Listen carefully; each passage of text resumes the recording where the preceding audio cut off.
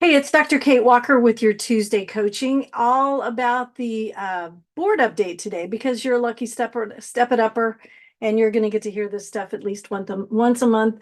And I am really close up on this frame, so I'm going to let people into the room and see who joins us today. Welcome, Josh. I'm so glad you're here. Uh, you can ask me any questions. Anybody who joins can ask me questions. This is going to be, of course, going into your replay as a Step It Up member. It's easy to find. It's in your One Start Here module. That's where all of the replays of our trainings go. So you'll get this as a replay. And it's important because the 4-year rules review, it only comes around every 4 years. Go figure. So there are a couple of things that if you are a part of the board or aware of the board, well, we have several boards. So just in a nutshell, we have the member boards, which LPC, LMFT, social work and psychology. And then we have the administrative branch, which is BHEC, the Behavioral Health Executive Council. And so you guys know, if you've been listening to me, we have every 10 years, we have sunset review, and not just us, everybody, every organization in Texas has something called a sunset review. Well, our licensing boards, and honestly, I should look at this, but I don't know if it's for every single licensing entity. They also go through a 4-year rules review. And I'm going to go in this in more depth on September 4th with Dr. Ashley Stevens. I'll include social work and LMFT. Today, I'm really going to just focus on LPC, but I promise you the things that I'm going to tell you, it's easy to go find it for yourself because that's what's important, that you really understand what's at stake. So with the 4-year rules review, they go through the rules with a fine-tooth comb for a couple of things. And I don't know if it's always been this way. When I was the liaison to the LPC board for TASES, they were going through a 4-year rules review and the establishment of BHEC. So it was kind of crazy. We had 12-hour meetings face to face because they're really going through the rules with a fine-tooth comb, looking for, at least back then, things that might have overstepped their jurisdiction, rules that were duplicated, rules that were outdated. But now they actually go through and they look for that and alignment with the other member boards. Now, it's not to get everybody to be the same, right? Every member board, psychology, social work, LPC, LMFT, we want to maintain our professional identity. But things like, the fine for turning in an unsigned form, let's just say. I mean, those are the types of things that drive staff crazy if it's different from board to board to board to board. So they're looking for alignment with other member boards on especially ticky-tack little things like that. And they're looking for duplications, things that overstep their bounds. And I'm going to share my screen in a bit so you can see exactly how to get there. So just again, remember September 4th, I'm going to be hosting a free webinar with Dr. Ashley Stevens, who's a social worker. And we're going to go through all of those, not all, we're not going through psychology, sorry, psychologists, all of the updates, the rules updates, what's going on with the rules review, etc.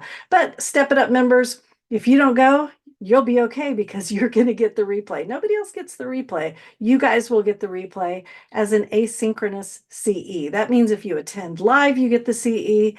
If you miss it, but you're a Step It Up member, just watch the replay, take the little quiz, and you'll get a certificate for the CE for that webinar that you missed. So what I'm going to, let's see, I'm going to show you, let's share screen. I'm going to show you how to find the information for the 4-year rules review. So let me get to share screen. Actually, let me get to the right tab.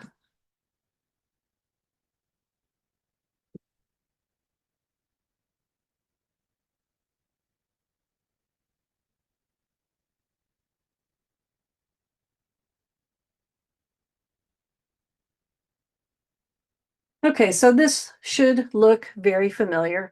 You go to the BHEC website, and this is what their homepage looks like. You find your license, and as I mentioned, I'm just going to stick to LPC today. Click it, and you will go to, there we go, meeting dates, agendas and minutes, click. And you will click the individual staff findings, because at the last, or I'm actually at the last meeting, but also coming up, you see August 13th, 2024, there is the quadrennial rule review town hall. Put that on your calendar. I'm going. In fact, it starts at 11 a.m. So we're not even having a training that day because I want everybody to go. But so that you're prepared, you click the link called individual staff findings, and you'll see a literal PowerPoint. So I've already gone through it, so it's out of order. So when you go to the beginning, you'll see this is the initial findings for LPC. So if you're watching me and you're an LMFT or you're a social worker, you just do the same process. You go to BHEC, click your license, click agenda, meeting, minutes, and it will have the same link, initial staff findings. So things needing to be repealed. So remember when I said they go through and they look for things that are out of their jurisdiction or that perhaps repeat or duplicate another section of the law. So this is one of the things that appears to overstep agency jurisdiction. Remember, these are initial findings. So if you have strong feelings about this, I am going to show you how you can make public comment and even propose new rules. That's what I did. There were a couple of things in here that I was like, I think I want something different. And so, and I always tell people when I propose a rule, because it helps bolster support for that, because then, and the board is great. They read every single comment. So if you have proposed something and you've gotten a few colleagues to also propose a similar thing, they're going to see that it's important. So this one, general ethical requirements. So this is stuff we're used to seeing in our code of ethics. Like licensee must discourage a client from holding exaggerated or false ideas about the licensee's professional services. So they're calling all of this unenforceable and they want to repeal it. I kind of like these rules. I think they're pretty important. So I'm really not sure why it's on the chopping block. So this is a perfect example of something you might want to say, yeah, I don't want this. A licensee may take reasonable action to inform medical or law enforcement. At first, I was like, oh, they're taking this away. And then I look in red, and of course, I see it's governed by another law. So they're not repealing it to get rid of it. They're repealing it because it's covered somewhere else. And this is a good example. The impairment, which it used to be you shouldn't use it, but I guess they were like, yeah, okay, you can use it as long as you're not impaired. Anyway, I have my own feelings about these. I will not try to sway you. Assumed names. Again, this is something I was like, don't take it away, but it is governed by another law. So it's on the chopping block just so that it's not duplicated. This is interesting. You guys, if you've been in your code of ethics, you're aware of this rule. Any information that makes a representation that is designed to take advantage of the fears or emotions of a particularly susceptible type of patient, they're calling it unenforceable, and it's on the chopping block. They're wanting to get rid of that. So this is not on the chopping block. It's just governed, well, it is, but it's governed by something else. And I like this one because I see so much, so often, especially, in the Facebook groups, I want to call this person pre-licensed, or, whatever word means they're not licensed yet. That's not how the board looks at associates. The board looks at associates as licensed professionals. So they're calling this duplicative. And I think that's kind of cool. Licensees are bound by the provisions of the Act, not just LPC associates. They are included as a licensee.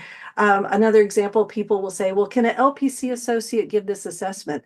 And I love it. My colleague, Dr. Leanne Salmonson, always replies, they can do anything you can do. They just have to do it under supervision. Experience requirements. This makes sense, right? This is just saying the same thing in two ways in two different locations. So let's save some trees. Examinations. the development or administration be contracted? Well, yeah, of course we do. Huh. I don't know why they would chop that. Interesting. I guess that's what they're saying. Anyway, I'm not touching that one. I don't know. This oversteps agency authority. The conditional letter of agreement.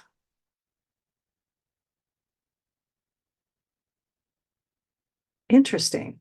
I guess they have a problem with the conditional letter of agreement being something that's enforceable. I'd like to hear more about that. I'm going to tell you a way to find out more about that in just a second. So if you're taking notes or you're watching this on a replay, there is a way to find out more information.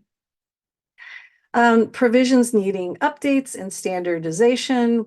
They're just wanting to make sure, I guess, these things align with their jurisdiction. They want 681.114 to align with the occupations code. And they need to align, I don't know what they're aligning here, but again, I'm going to go to the meetings because I want to find out. Telepractice, general ethical requirements, technological means of communication may be used. Align terminology. I don't know really what they mean by this. And if you're curious, you can go back to the YouTube video because they have gone over this PowerPoint, or they did go over it in their last meeting. So if you wanted to go back through it just so that you're prepared, that's probably what I'm going to do so that I'm prepared for the town hall meeting and so that I can make my comments.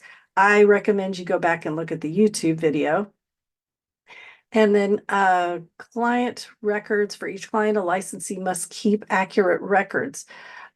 Signed consent not required if employed by an agency. You know, I'm a big advocate of I need to see it in the contract. I want to know if I'm the records custodian. Maybe this means that's not necessary. That's the question I'm going to ask. So if I'm just employed by an agency, I don't have to worry about it. Interesting. I want to know more. So they're going to make us on this one. I guess we won't have to do the math anymore. They're just going to say 23 years old. Need to add the requirement to submit a report from the national. Okay, I thought that was in there. Experience requirements, clarify approved means holds supervisory status. So council approved. They really want it. They don't ever want to use the word approved, do they? I don't know why. Supervisor requirements. They just want to make sure that if the supervisor does something like let's their supervisor designation expire, that the associates aren't feeling the collateral damage from that. So clarify language related to the dates. And there are lots of things being considered. Is it necessary to include a supervisor's address? No, it's not. I can tell you that. But I love that they're being so transparent about this. So it's easy to grab this, to download this, and to go through and see which things affect you. It's so important. You guys know this to make sure that you are informed and to, I'm going to stop the share. If you have a pen or if you're listening to this on a replay, I'm going to give you the town hall dates. They are for marriage and family therapy. That's coming up soon. That's coming up Friday, July 26th. For social work, it's coming up Friday, August 2nd. Psychology is Tuesday, August 6th. And LPC is Tuesday, August 13th. And they will all start at 11 a.m. Now, those town hall meetings, I'm imagining that they are going to be like the lunch and learns. And if you've ever been to the lunch and learns, they're super casual. Everybody's very helpful. You can add questions in the chat. People are answering questions as we go. And it's nice. You can ask any, in fact, there's one coming up. You can ask any question you like as long as it's not about an active complaint. And if you are like, Kate, how do you get all this great information? Well, I sign up for the emails. I do get more involved with that, but email is a great place to start. Go to the website, sign up for the email. Now, if you want to make a rule or comment on everything I just told you, I will show you how to do that. Give me a second.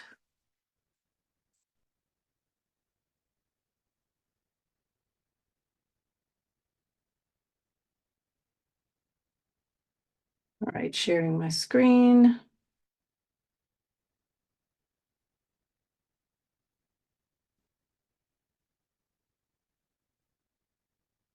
So you go to your license. So we'll do LPC. I had to write this down ahead of time. I wasn't going to take any chances. Then you go to statutes and rules. Then you go to proposed rule changes and the rulemaking process. And then you just start scrolling. So it talks in detail about the rule review and how to make public comment on quadrennial rule review. So, I mean, this is a Google form. How easy is this? I loved it. I think it's in a Teams or I don't know what kind of a document. WordPress, not WordPress. Anyway, there's a way to save it if you have an account. Just do like I do. I just copy paste it into a Word document. So I have done at least 3 of these on rules that I was concerned about or rules that I think need to be changed. I'll tell you one that was super simple. I think the LPC board needs to define a month for the purpose of counting experience hours and supervision hours. I think that if they're going to make us count 4 hours each month, they need to define the word month. So you see, you put your name in, your email address. It asks if you're a resident, the type of license, and if you're commenting on behalf of an organization. You are not, unless you are part of TCA and they're governing. Like when I was an LPC liaison for TASES, if I made a comment for TASES, then I would put, yes, this is for TASES. And you want to make sure you address the correct board or body and the rule number. And I didn't show you, but it's super easy to find the rules. You just follow the procedure, go to your license, click the rules. There's a nice PDF, download that, and it's easy to search. And then you put in your comments and hit submit. So I'm going to stop the share. And for those of you who are here for the first time, what I do is I stop the recording so that you can ask me questions. If it comes to you later, the best way to ask your question is to use social media. Go to our Step It Up group, Facebook group. Go to the Texas Supervisor Coalition if you are a supervisor. Go to Texas Counselors Creating Badass Businesses and tag me. If you're not on social media, I totally get that. I respect that. But it's a little bit harder to contact me. You need to send an email to support@katewalkertraining.com. You can also use your Podia account. I'm sorry, not Podia. It's Step It Up account. If you log into katewalkertraining.com, log into your profile, you're part of a community. You're part of the Step It Up community. So if you're not on social, totally okay. Put your comment into our community right there. All right, guys, tune in on the 4th, September 4th, if you want a more in-depth webinar on this. And if you miss the 4th, don't worry, because you're a lucky Step It Up, or you're going to get it as a replay anyway. So I will keep you guys posted. Thank you so much for doing an awesome thing, taking time out of the middle of your day. I'll see you soon.